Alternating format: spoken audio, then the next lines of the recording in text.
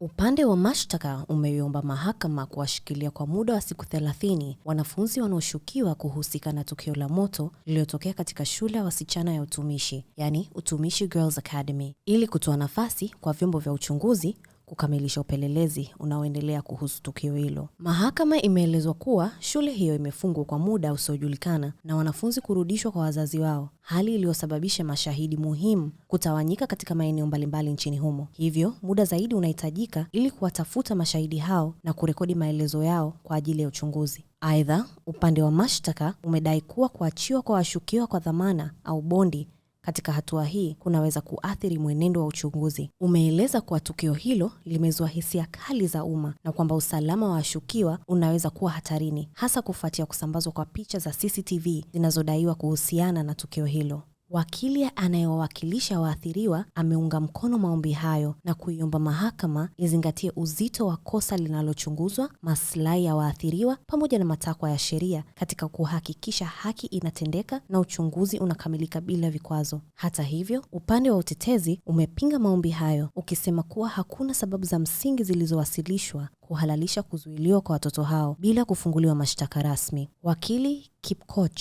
Ngetich amedai kuwa washukiwa hawawezi kuingilia uchunguzi unaofanywa na taasisi za serikali, hivyo akaomba mahakama kutupilia mbali ombi la mashtaka. Mimi ni Mwantu Mkwawa.